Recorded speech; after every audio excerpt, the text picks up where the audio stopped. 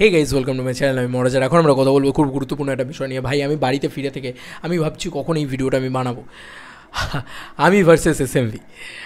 কেন এই কথাটা বলছি, কারণ এই কথাটা বলা খুব জরুরি ছিল, খুব দরকারি ছিল। আর মাঝখানে শিখণ্ডী হচ্ছে দেবদা, মানে দেবদার কারণে আর কি ব্যাপারটা, দেবদার কারণে আমাদের দুজনে ভার্সেস হয়ে গেছে, এরকম না ব্যাপারটা। দেবদার একটা ইভেন্ট, ধূমকেতুর ইভেন্ট, যেখানে আমি গিয়েছিলাম, তার আগে ডে ওয়ান প্রমোশন, সেখানে আমি রীতিমতো আমার মন খারাপ হয়েছিল যে কেন মানে ইয়ে হলো না, সেটা নিয়ে আমার আলোচনা হয়েছে আলাদা, সেটা আলাদা ব্যাপার। দেব এন্টারটেইনমেন্টের সাথে আমার বোঝাপড়া সেটা আলাদা হয়ে গিয়েছে ইভেন্টে গিয়ে। তবে ব্যাপারটা হচ্ছে যে এইখানে ঘটনাটা ঘটেছে কি, রানা সরকার, আমি বলেছিলাম ভিডিও করে, দেখো আমি যবে সন্ধ্যেবেলায় রানা সরকার আমাকে ফোন করেছে তবেই আমি ভিডিও করে মানে একটা ভিডিও করে বলবো ভেবেছিলাম। তো আমার ক্ষেত্রে কি হয়েছে আমি মানে ক্লিয়ারলি বলি, এত ভনিতা করে লাভ নেই। সৃঞ্জয়দা এবং পৌশালিদি এরা যথেষ্ট হেল্পফুল এবং তারা প্রমোট করেছে, মানে তারা আমার ইয়েটাকে প্রমোট করেছে। তারা বলেছে এমএফকে টিভির কন্টেন্ট গিয়ে দেখে নাও বা মহারাজের কন্টেন্ট গিয়ে দেখে নাও, এটা আমার খুব ভালো লেগেছে। কিন্তু ব্যাপারটা হচ্ছে তারা মনে কষ্ট পেয়েছে, কারণ তাদের নামটা আমি মেনশন করিনি। তারা কিন্তু চেয়েছিল যে আমার নামটা মেনশন করিস। তো ব্যাপারটা কী বলো তো, ব্যাপারটা হচ্ছে আমি একটা মানুষ দুদিন ধরে ঘুমাইনি বন্ধু। মানে আমি এই কয়েকদিনের মধ্যে আরও একটা ছবির প্রমোশন করেছি সেলাই নামে, সেই ছবিটার কাজ আমার চলছিল। আমি রাতের পর রাত জেগে জেগে কাজ করতাম বন্ধু, মানে যে ফুটেজগুলো দেখছো সেগুলোতে আমি রাতের পর রাত জেগে জেগে বসে বসে কাজ করতাম। তো আমার না মানে শরীরটা আর দিচ্ছে না। তো তার মাঝখানে অনেকগুলো জিনিস হয়েছে, অনেক কিছু হয়েছে, তো মানে শরীরটা দিচ্ছে না আমার, মানে আমি পারিনি। তো ব্যাপারটা কী হয়েছে, আমি সেম সিমিলার, যেদিনকে আমার যাওয়া মানে যেদিনকে এই ইভেন্টটা শুরু হবে তার আগের দিন রাত্রিবেলাও আমার অন্য কাজ ছিল, সেই কাজগুলো বসে বসে করছিলাম ল্যাপটপে। এবার আমার না ঘুম হয়নি। এবার আমি সকালবেলা উঠেছি, আমি জানি আমাকে কিছু বানিয়ে যেতে হবে, কিছু তো কন্টেন্ট বানিয়ে যেতে হবে, সেই কন্টেন্টগুলো আমি বানিয়েছি। এবার তার ভিতরে সন্ধ্যেবেলা যখন সবে আমাকে ফোনটা করেছে রানাদা, মানে রানা সরকার, তিনি যখন সবে ফোনটা করেছে, আমি কেন বলছি আমি আলাদা করে একটা ভিডিও তৈরি করবো, আমার মনে হয় এইগুলো ক্লিয়ার করা উচিত। কারণ আমাদের ভিতরে কোনো ভয়েসেস থাকলে খুব মুশকিল, খুব এবং কেউ যদি আমার উপরে রেগে থাকে বা কেউ যদি রাগ পুষে রাখে বা কারোর যদি মন খারাপ থাকে আমার উপরে, বা কারোর যদি মনে হয় যে এই ছেলেটার এটা তোর থেকে আশা করিনি বা এটা ঠিক হলো না, তাহলে সেটা আমার জন্য খুব খারাপ। কারণ আমি মানুষ হিসেবে কীরকম সেটা প্রত্যেকটা মানুষ জানে, ইভেন কি সঞ্জয়দা, পৌশালিদি তারাও খুব ভালো করে জানে। আমি কখনও তাদের ক্রেডিট দিতে ভুলি না। আমিও তো একটা মানুষ, আমি তো রবট না যে প্রত্যেকটা মানে এরকম কোড করে দিলে একদম চলবে। তো আমি না মানে জাস্ট কোরাপ্ট করে যাচ্ছি, এইটা বলতে পারি। এই কয়েকদিনের ভিতরে আমি এতটা আমার পরিশ্রম গেছে, আমি কোরাপ্ট করে যাচ্ছি, আমি নিতে পারছি না। তো আমি নিতে পারি না। আমি আরেকটা জিনিসও বলি, আমি মাল্টিটাস্কিং একেবারেই করতে পারি না। তো যখন আমার কাছে ফোন কলসটা আসে তখন আমি একটা ভিডিও তৈরি করি, ঠিক আছে। এবার তোমরা যারা এই লাইনে কাজ করো বা যারা একটু বুঝতে পারবে, আমার এই 128 GB স্টোরেজ, ঠিক আছে, এই স্টোরেজের ভিতরে আমার নিজস্ব ব্যক্তিগত জীবনেরও কিছু মুহূর্ত থাকে আমার মোবাইলের ভিতরে, সেগুলো স্টোর করা আছে। এবার রেগুলার কিছু না কিছু শ্যুট করছি, রেগুলার কিছু না কিছু করছি, ভাই আমার নিজেই তো ডেলি 10টার কাছাকাছি ভিডিও চলে যায়। তো এত কিছু যখন থাকে, আর ইভেন্ট থাকলে তো ছেড়েই দাও ভাই, মানে 50 GB প্রায় খেয়ে নেয়।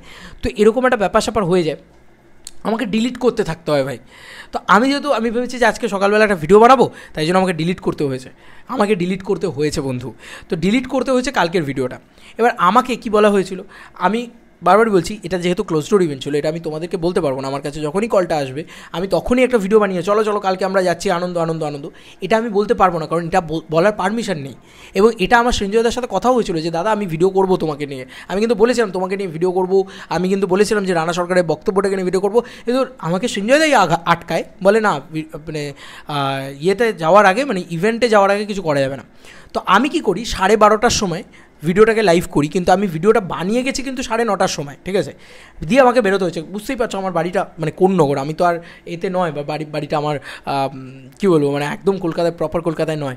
তো আমার যেতে সময় লাগে এবং জ্যাম থাকে, থাকে মানে চাপ থাকে, তার মধ্যে বৃষ্টি তা এগুলো তো লেগেই আছে। তা আমার মাথায় চলছিল যে ভাই আমি তাড়াতাড়ি করে যতগুলো, আর ওই একটা ভিডিও কিন্তু আমি বানাইনি। সেই দিনকে তুমি দেখবে মিমি চক্রবর্তী বিকিনি কন্ট্রোভার্সি, তারপরে আরও কিছু দু একটা শাকিব খানের ভিডিও বা অন্য কারো কোনো ভিডিও আমার বানানো হয়েছে, বা দেবদারি ভিডিও বানিয়েছি। কারণ আমাকে ডাম্প করে যেতে হয়েছে, কারণ আমি জানি যে আমি একটা ইভেন্টে যাচ্ছি, আমার সারাদিনটা চলে যাবে আর আমি কিছু দিতে পারবো না ওটার মানে চ্যানেলে, আর এটা আমার রুজি ভাই। তো এইগুলো করে আমি গেছি যখন, আমি জাস্ট যখন ভিডিওটা করছি যে আমার থ্যাংক ইউ জানানো উচিত দেব এন্টারটেইনমেন্টসকে, থ্যাংক ইউ জানানো উচিত রানা সরকারকে, কারণ এক্সপেক্টই করিনি যে রানা সরকার আমাকে ফোন করে ইনভাইট করবেন। তো সেক্ষেত্রে যখন আমি যখন এটা করছি, আমি যখন এটা ভিডিওটা করছি, সিরিয়াসলি বলছি আমার মাথা থেকে বেরিয়ে গেছে। কিন্তু আমি বারবার একটা কথা সেই ভিডিওতেও বলেছি, আজকেও বলছি, যে তোমার খারাপ সময় ভালো সময় সে যখন তোমার প্রথম দিন থেকে তোমার পাশে আছে এবং তোমাকে সাপোর্ট করে গেছে, আমার নাম্বারটা রানা সরকারের কাছে ছিল না, আমার নাম্বারটা পৌশালিদি সঞ্জয়দা তাদের থ্রু আউট গেছে, তাদের কাছেও একটা ভিডিও ছিল। আমি বললাম ভিডিওটা পাঠাও, আমি এখানে ভিডিওটা করবো। তারা জাস্ট মানে রেগে আছে আমার ওপরে, আমি এটা দেখেই নিয়েছি, তারা রেগে আছে আমার ওপরে, বিভৎস খোঁজে আছে আমার ওপরে। আমি জানি, রাগ করো না, দেখো মানে আমাকে একটু বোঝো। মানে আমি যে পরিমাণে ওই যে মানে ওই ক্যামেরার ফুটেজ, আমি বিশ্বাস করো মানে কালকে গোটা রাত কাটিয়েছি, ফুটেজ ডাম্প হতে 4 ঘন্টা লেগেছে, ঠিক আছে, 4 ঘন্টা, ইটস এ লং 4 আওয়ার্স, গোটা রাত্রে এডিট করেছি, এখনও অবধি সেই মাল এক্সপোর্ট হচ্ছে না, ঠিক আছে। বুঝতেই পারছো যে হাই কোয়ালিটি ফুটেজ, সেটাকে কিছুতেই মানে বাগে আনা যাচ্ছে না।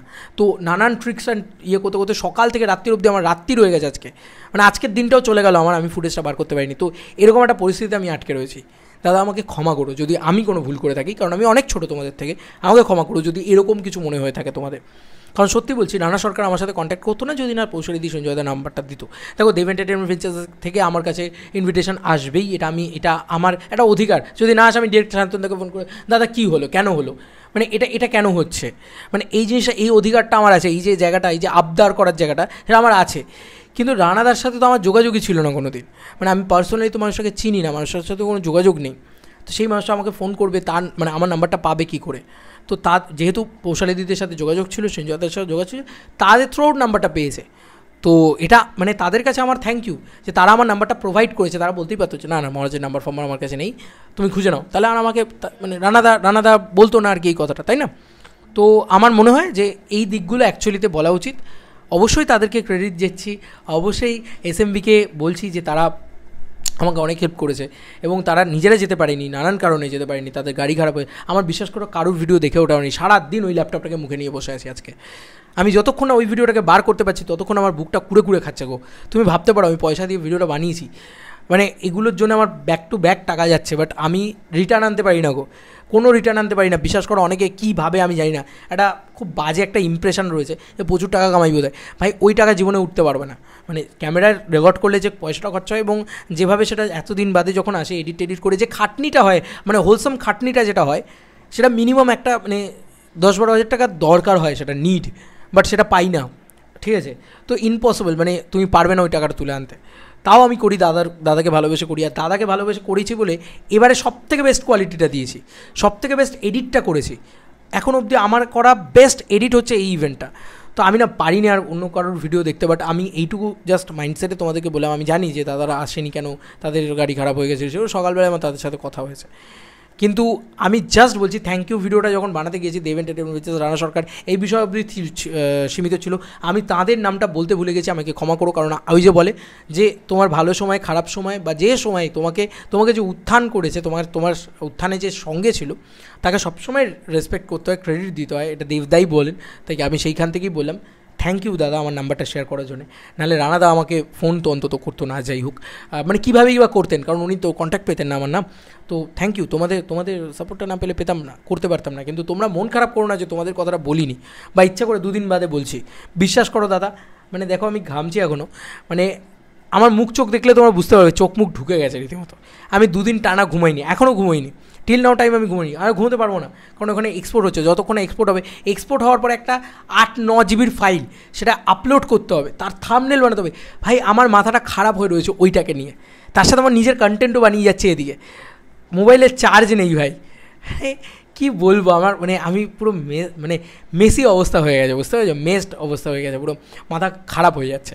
তো আমাকে ক্ষমা করো। আমি বলেছি তোমাদেরকে ইভেন্ট রেকর্ড করতে করতে তোমাকে রিপ্লাই করে আমি বলেছি যে আমি ভিডিও করব, আমি কিন্তু কথা রাখলাম, আমাদের কোনো প্রবলেম নেই। তুমি যখন আমাকে হেল্প করেছো কেন বলবো না তোমার কথা, আলাদা করে ওই জন্য একটা এত বড় ভিডিও বানিয়ে বললাম। চলো বন্ধুরা, নতুন কোনো ভিডিওতে দেখা হবে, বাই।